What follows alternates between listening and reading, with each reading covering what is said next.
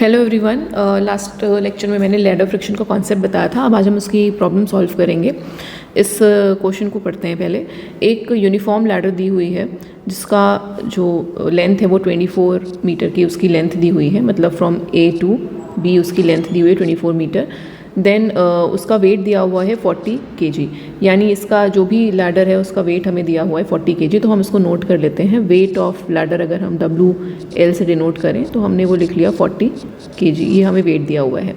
और लेंथ की बात करें तो length of ladder is 24 metre, that is from A to B। फिर it is placed against a vertical wall at an angle of 60 degree with the ground. ये important है, ये जो एंगल दिया हुआ है इंक्लिनेशन वो विद रिस्पेक्ट टू ग्राउंड दिया है, not with respect to wall. मतलब ये आप डायग्राम में गिवन भी है, ये जो हमारा ग्राउंड है या जो फ्लोर है उसके रिस्पेक्ट में ये हमें 60 डिग्री का इंक्लिनेशन एंगल दिया है। कभी कभी किसी क्वेश्चन में ये विद रिस्पेक्ट टू वॉल भी दिया होता है 60 डिग्री, यहाँ पर भी दिया जा सकता है, बट यहाँ पर हमें विद रिस्पेक्ट टू ग्राउंड दिया है। अब आगे बढ़ेंगे। हाउ फार हमें करना क्या है, how far along the ladder can a 160 kg man climb before the ladder is on the verge of slipping. मतलब हमें ये बताना है कि एक अगर 160 किलो का आदमी इस पे चढ़ रहा है तो वो कितनी दूरी तक ये डिस्टेंस ट्रैवल कर पाएगा लैडर पे बिफोर स्लिपिंग। ठीक है, यानी कि सपोज़ हम एक कोई पॉइंट कंसिडर करेंगे जब हम फ्री बॉडी डायग्राम बनाएंगे, और उस पॉइंट का डिस्टेंस हमको यहाँ से ए पॉइंट से फाइंड आउट करना है। मान लो हमने ये वाला पॉइंट किया, हमने कहा वो आदमी उस टाइम यहाँ पे खड़ा है, ये मैन है, तो हमें बताना है कितना डिस्टेंस उसने इस सीढ़ी पे चढ़ा बिफोर स्लिपिंग। ठीक है, अब जब स्लिपिंग होगी तो ऑब्वियस सी बात है ये जो लैडर है, ये जो हमारी AB लैडर है, अगर स्लिपिंग होगी तो ये कुछ टाइम के बाद इस तरीके से दिख जाएगा। मतलब इसका जो मोशन है वो लेफ़्ट डायरेक्शन में इधर होगा, राइट डायरेक्शन में, और अगर वॉल के रिस्पेक्ट में देखेंगे तो डाउनवर्ड डायरेक्शन में इसका मोशन होगा लैडर का। ठीक है, तो यही बताना है कि इस स्लिपिंग से पहले उस आदमी ने कितना डिस्टेंस इस लैडर पे चढ़ा, जो कि हम मान लेते हैं x, राइट। फिर आगे हमें दिया हुआ है एंगल ऑफ फ्रिक्शन 15 डिग्री दिया है। तो एंगल ऑफ फ्रिक्शन को हम जनरली फाई से डिनोट करते हैं, तो ये फाई हमको दिया हुआ है 15 डिग्री। ठीक है, और मैन का वेट अगर हम लिख लें तो ये हमें दिया हुआ है 160 kg, मास या वेट कुछ भी कह लें। ठीक, तो अब हम आगे देखते हैं। अब हम इसका फ्री बॉडी डायग्राम बनाते हैं। गिवन डेटा हमने नोट कर लिया, फ्री बॉडी डायग्राम देखते हैं। तो जब हम इस सेम जो डायग्राम दिया है इसका फ्री बॉडी डायग्राम बनाएंगे तो हम इस तरीके से यहाँ पे प्लॉट कर लेते हैं इसको एज इट इज़। तो अब हम यहाँ पे देखेंगे, ये जो पॉइंट A था ये हमारा ग्राउंड के साथ, फ्लोर के साथ कांटेक्ट में है, तो यानी एक ये हमारा फ्रिक्शन सरफेस हो गया। और यहाँ पर जो फोर्सेस होंगी, पहला तो ये रिएक्शन आएगा, वर्टिकल फोर्स, ये मैं बता चुकी हूँ क्यों लगेगा, ये हमारा रिएक्शन हो गया, इसको हम R1 कह लेते हैं। और जो फ्रिक्शन फोर्स है मैंने बताया है इसका मोशन क्योंकि इस डायरेक्शन में है, राइट डायरेक्शन में, तो अपोजिट डायरेक्शन में फ्रिक्शन फोर्स लगेगी, तो हमने कहा ये हमारी फ्रिक्शन फोर्स इस डायरेक्शन में लग गई, तो इसको हम कह देंगे μ1R1। ठीक है, अब हम पॉइंट B पे आएंगे, जो ये वाला पॉइंट है हमारा। जब हम इस पॉइंट को कंसिडर करेंगे तो यहाँ पर भी सेम, ये हमारी वॉल है, वर्टिकल वॉल है, तो इस वॉल की वजह से इस पर एक रिएक्शन आएगा जो कि परपेंडिकुलर होगा। रिएक्शन हमेशा फ्रिक्शन सरफेस के या कॉन्टैक्ट सरफेस के परपेंडिकुलर होता है, इसलिए हमने ये नॉर्मल रिएक्शन बना दिया R2।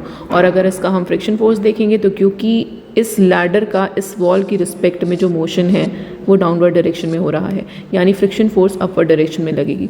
तो इस पॉइंट पे जो फ्रिक्शन फोर्स लगेगी वो हमारी अपवर्ड डायरेक्शन में लगेगी, जो कि हो गया μ2R2। तो ये फ्रिक्शन फोर्स हो गई। अब इसके अलावा और देखेंगे तो ये वेट ऑफ लैडर और ये मैन का वेट, ये भी एक्ट कर रहा है। तो वेट ऑफ लैडर जो है इस A और B पॉइंट से सेंटर पे लगेगा, इस AB के। तो अगर हमने ये सेंटर पॉइंट मान लिया तो हमने कहा ये हमारा यहाँ पे लगेगा वेट ऑफ लैडर, और वेट ऑफ लैडर हमें 40 kg दिया है, तो यहाँ पे हमने 40 kg ऐसे मेंशन कर दिया। और अगर डिस्टेंस देखेंगे हम तो ये जो डिस्टेंस है हमारा, यहाँ से यहाँ तक का डिस्टेंस अगर हम देखें तो ये हमारा हाफ हो जाएगा 12 मीटर, क्योंकि ये टोटल डिस्टेंस हमारा 24 था, तो इसका हाफ हो गया 12 मीटर, क्योंकि सेंटर पे लगेगा ये। ठीक, अब वेट ऑफ मैन हम देखेंगे तो वेट ऑफ मैन हमें 160 दिया है, हमें नहीं पता कि वो कितने डिस्टेंस पे है, तो हम अज्यूम कर लेते हैं। फॉर एग्जांपल हमने कहा इस तरफ यहाँ पे 160 kg का हमारा वेट लग रहा है, और इसी का डिस्टेंस हमको यहाँ पर फाइंड आउट, और ये डिस्टेंस हम अगर इस पॉइंट से इस पॉइंट तक का अगर हम डिस्टेंस देखें तो ये जो x डिस्टेंस है, ये x डिस्टेंस ही हमको फाइंड आउट करना है, ये वाला डिस्टेंस। ठीक है, इतना डिस्टेंस है जो कि मैन ट्रैवल करेगा जहाँ पर उसके बाद स्लिपिंग हमारी स्टार्ट हो जाएगी। तो ये x डिस्टेंस हमको डिटरमाइन करना है अपने क्वेश्चन में। अब हम इसमें इक्विलिब्रियम इक्वेशंस लगाएंगे, बट उससे पहले इस क्वेश्चन में हमें जो ये कोफिशिएंट ऑफ फ्रिक्शन है म्यू, ये हमको नहीं गिवन है, ना हमें μ1 पता है ना हमें μ2 पता है। तो हम क्या करेंगे, इसको फाइंड आउट करेंगे। ठीक है, इसको फाइंड आउट करने के लिए हमारे पास में एंगल ऑफ फ्रिक्शन दिया हुआ है। ठीक है, अगर हम देखें तो हमें फाई की वैल्यू गिवन है विच इज़ 15 डिग्री, और ये फाई की वैल्यू दोनों कॉन्टैक्ट सरफेसेस, मतलब इसके लिए भी वही है, AB के लिए भी और इसके लिए भी, अगर ये हम देखें वॉल और इसके लिए। तो यहाँ पर क्या है कि सेम हम ये इक्वेशन यूज़ करेंगे और यहाँ से हमारा म्यू की वैल्यू निकल करके आएगी tan 15 डिग्री। जब हम इसे रखेंगे तो यहाँ से हमें म्यू मिल जाएगा 0.267। अब ये जो म्यू की वैल्यू निकल करके आई है, ये दोनों ही सरफेसेस के लिए सेम होगी, मतलब A जब ये वाला है ग्राउंड के साथ और ये B लैडर का वॉल के साथ, ये दोनों ही सेम होगा, क्योंकि यहाँ पे कहीं नहीं लिखा है कि दोनों का कोफिशिएंट ऑफ फ्रिक्शन अलग अलग है। ठीक है, सेम एंगल ऑफ फ्रिक्शन मतलब सेम आपका, सॉरी ये म्यू होगा, सेम आपका म्यू भी निकल करके आएगा। ठीक है, तो ये हो गया हमारा म्यू। अब हम इक्विलिब्रियम इक्वेशंस को यूज़ करेंगे। तो सबसे पहले हम यहाँ पर हॉरिजॉन्टल फोर्सेस का इक्विलिब्रियम इक्वेशन को यूज़ करते हैं विच इज़ दिस, और ये हम साइन कन्वेंशन फॉलो करेंगे, राइट फोर्सेस मतलब पॉजिटिव। तो यहाँ से शुरू करते हैं पॉइंट A से। यहाँ पर पॉइंट A में हमें हॉरिजॉन्टल फोर्स ये मिल रही है, बट ये लेफ़्ट डायरेक्शन में है, ये हम देखेंगे लेफ़्ट डायरेक्शन में जा रही है, तो ये नेगेटिव हो जाएगी क्योंकि हम राइट वाली फोर्सेस पॉजिटिव ले रहे हैं। तो दिस विल बी माइनस, अब हम इसको म्यू लिख लेते हैं सिंपल, R1 राइट, और इस पॉइंट पे आएंगे और कोई हॉरिजॉन्टल फोर्स है नहीं, ये राइट में है, तो ये plus R2 and this will be equals to 0। अब हम म्यू की वैल्यू को सब्स्टिट्यूट कर देंगे तो ये हमारा आ जाएगा माइनस 2.67, ये R1, R2 equals to 0 right. तो ये हमारी हो गई पहली इक्वेशन, इसको हम हाईलाइट कर देते हैं, आगे हमें यूज़ करना है। ठीक है, अब इसके बाद देखते हैं वर्टिकल डायरेक्शन में। तो ऊपर की फोर्सेस हमने पॉजिटिव ली हैं। साइन कन्वेंशन बहुत इंपॉर्टेंट है, ये जो मैं यहाँ पे बना रही हूँ ये बहुत इंपॉर्टेंट है, इससे पता चल जाता है कि हमने क्या फॉलो किया।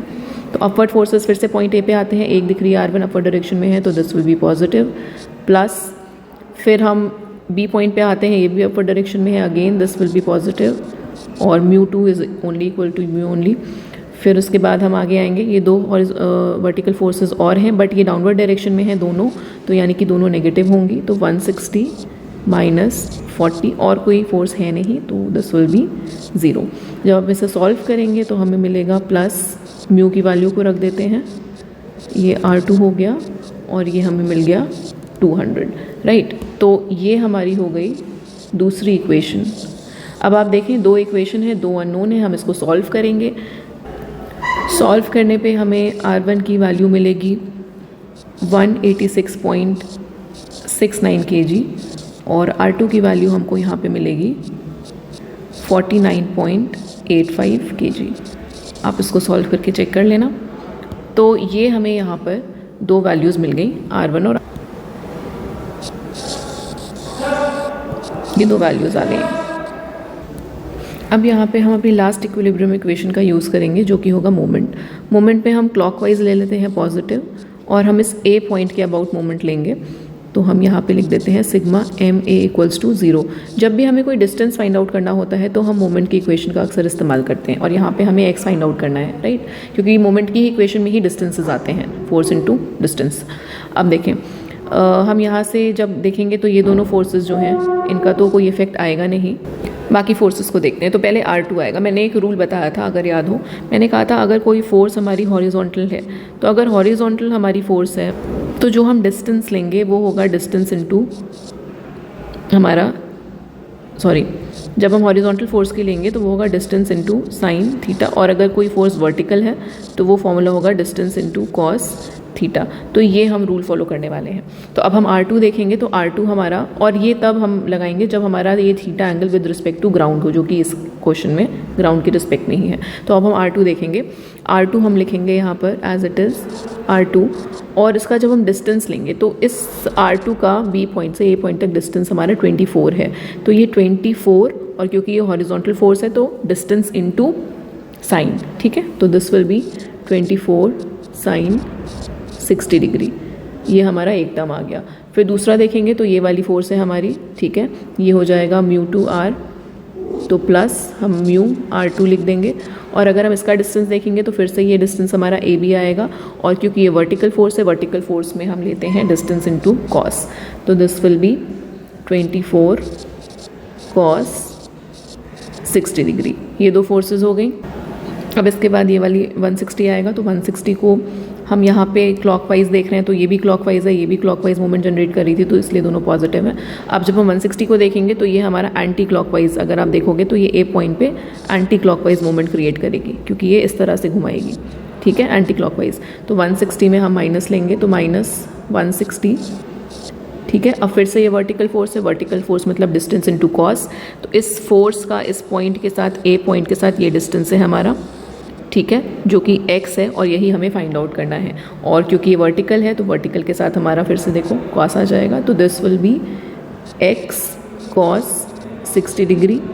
और एक लास्ट हमारी फोर्स और हमें दिख रही है यहाँ पे 40, ये भी हमारा एंटी क्लॉकवाइज ही जनरेट करेगी मोमेंट ए पॉइंट पे, तो ये भी माइनस में आएगा, तो इसको हम लिखेंगे यहाँ पे -40।